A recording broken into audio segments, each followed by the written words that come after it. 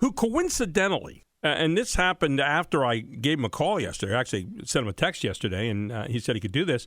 The York Daily Record, some time ago, did the top 10 best athletes at each of the schools. And Susquehannock happened to be the school up today in the York Daily Record.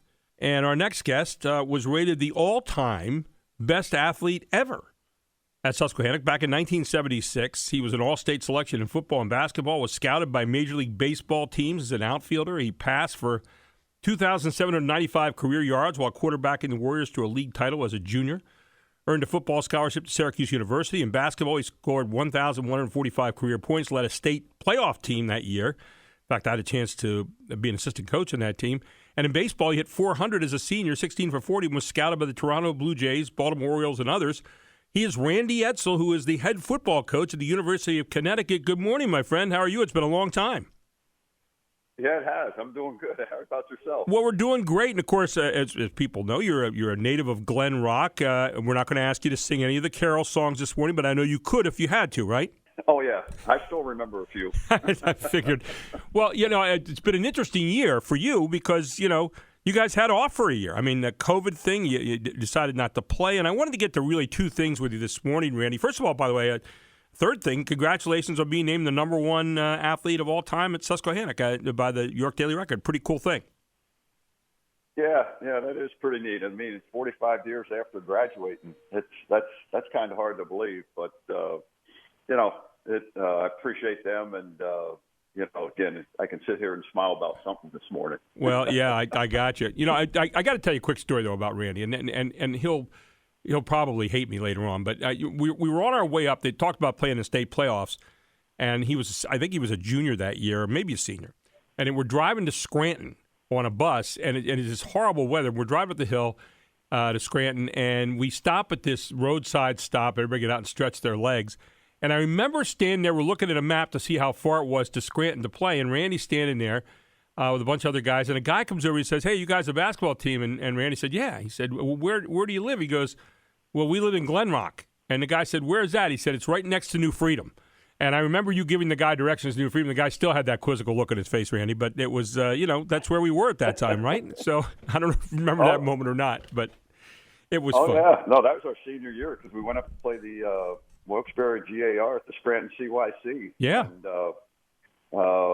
I made that drive along Interstate 81 a few more times after that, being at Syracuse and then coaching there and recruiting, and probably stopped at that rest area and used the phone that was a pay phone that was there before you had cell phones. Yep. Well, I was laughing that day you said that because I said that's the innocence of youth bit right there. Okay, where are you near? Well, we're near New Freedom. So yeah, well that helped a lot. But anyway, yeah, I imagine you've traveled just about every road there is to travel here in Pennsylvania and scouting over the years.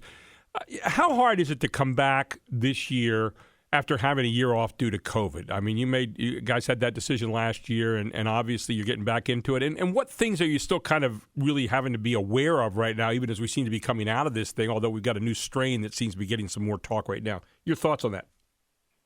Well, I'm not sure if it's going to be that difficult for us to come out because one of the things, Gary, that, when we made the decision to not play last year, it was more than just one thing that happened. I mean, right. First, we weren't going to be in a conference, so everybody was playing a conference-only schedule. So we were going to have a tough time putting the schedule together.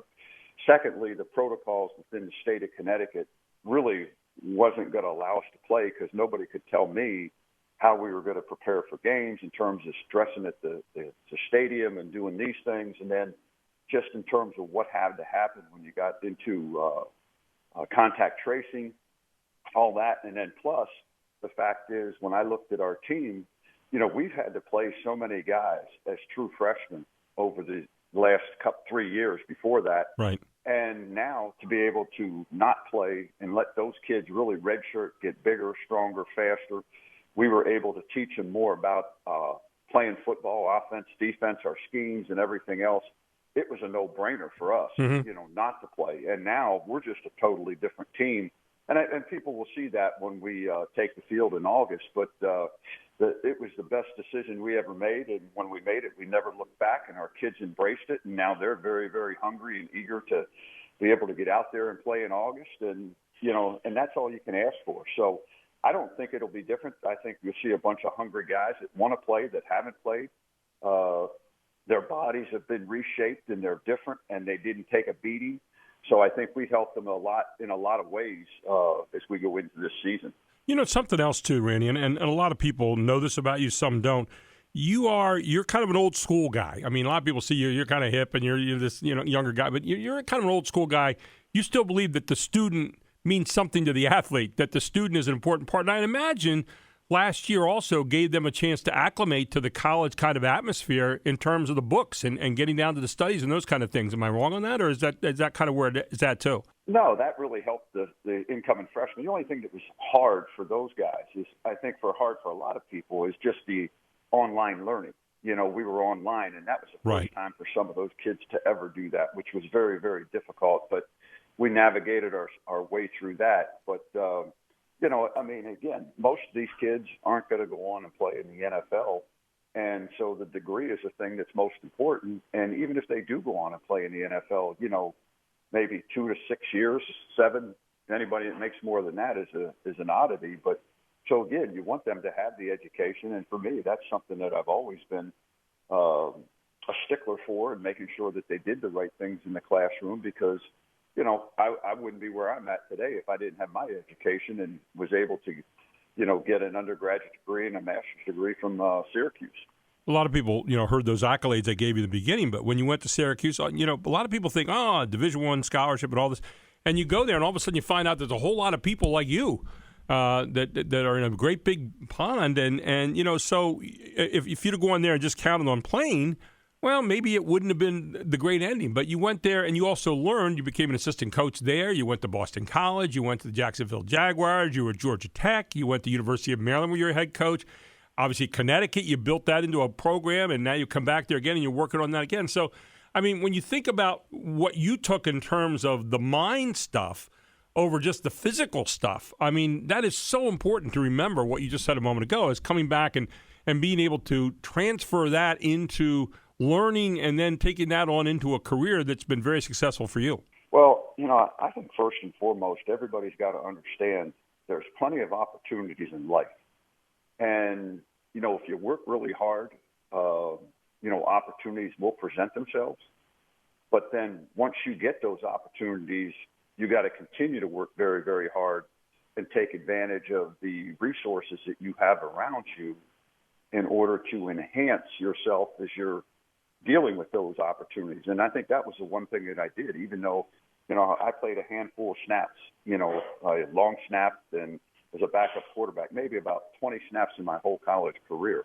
But the resources that I had there, the coaches that I was around, the head coach, Frank Maloney, by doing the right things and taking advantage of that opportunity, he asked me to stay on as a graduate assistant.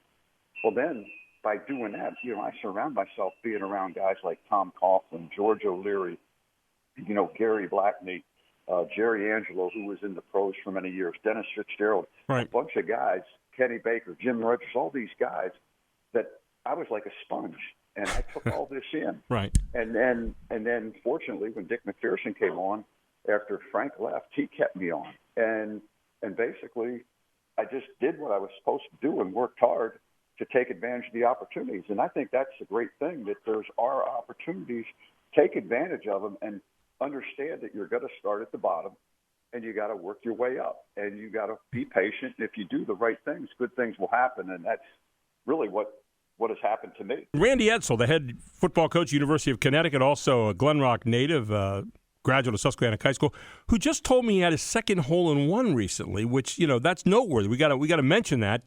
Congratulations, my friend. That's pretty good stuff. Yeah. I hadn't had one in my whole career, and then back on May 23rd, I had one down here at the court, Atlantic Beach Country Club that I played on, and then lo and behold, the other day, my son was down here, and we were playing, and a couple other guys I played with at the club. Got my second one. So I've had 2 in 6 weeks after not getting one in about 62 years. Wow. Isn't that something? Hey, I got to tell you a story, ladies and gentlemen. Randy and I were playing golf one day at Honey Run Golf Club, all right? And we're out there one morning, and we're playing, and this is how good an athlete this guy is. So the front nine, Mark will appreciate this because Mark's learned how to play golf, Mark McKenzie. And Randy shoots a 51 on the front side, okay? Now, he hits the ball really long, but he shoots a 51. So I said to him, I said, why don't you move your right hand over here a little bit? And I said, you won't fade it so much. So he moves his hand over. He shoots 37 on the back. I mean, people can't do that. I mean, most people can't just make an adjustment. He makes the adjustment. It's like it was nothing. And pretty unbelievable. I still remember that to this day, Randy. That was you remember that moment? I mean, it's kind of crazy, but you made one little adjustment and you shoot 37 in the back. And then he looks at me like, what? I mean, you just do that? No, you don't just do that. So anyway, that was kind of a fun moment. I still do that, but now I shoot maybe like 36, 35, and a 44. Still, and golf still keeps us humble, right? Hey, I want to ask. I got to ask you about this new NCAA ruling, and I know maybe it won't affect all your kids, maybe it will. But this idea that kids can now make money, is it good or bad for the sport? What's your take on the whole thing? My take is, I wish the NCAA would have done something earlier to give the kids stipends, because I'm all for the kids getting paid getting a stipend based on what the money that's out there and for what they do and everything else and how everything has changed. The thing that the name, image, and likeness, I think it's going to get where it's going to get a little bit corrupt in my mind, that you're going to start seeing some things that aren't going to be enforceable. I think that a lot of it could really cause problems for the student athlete. Like I said, I'm all for them getting money and everything else, but the way it's going to be managed, I don't think the NCAA is ready for it. They're not going to enforce things. I worry about the student athlete, that some of these kids that sign some of these deals, that all of a sudden now they're not performing well. They're going to get hammered on Twitter by people, and then they talk about the mental health issues with student athletes. I think you're going to see more of that because, they're going to have to put stuff out on Twitter to be able to get the endorsement. And then, or are people going to put things out there and then not have to do it and get the money? And you saw down at Miami, every player is going to get like $6,000. Somebody put $540,000 in. Wow. Those kids get for doing that. So I think some of these bigger schools are going to have the boosters and alumni just go and put that money in. And I think athletic departments aren't going to get the kind of revenue that they used to from donors, because it's going to go into getting the kids, because they want to be a player and getting the national championships to these universities. So right. It's really going to be interesting to see how this all unfolds going forward. I agree with you. And I think also even on the local level, where a local fried chicken place can endorse a player and the player gets money from that. I worry. I understand the purpose behind it. I probably agree to some level, but by the same token, I also think it's a very slippery slope and a real narrow razor blade edge you're walking on there. Randy, always good talking to you. Hope we can catch up with you during the season. And again, congratulations on being back in business again this year. And we're looking forward to watching UConn during the course of this upcoming season. Thanks so much, my friend. Always good talking to you. All right, Gary. Appreciate it. Take care. And get that third hole-in-one here in the next week, okay? We'll talk to you in a bit. I'm going to try like crazy, I'll tell you that.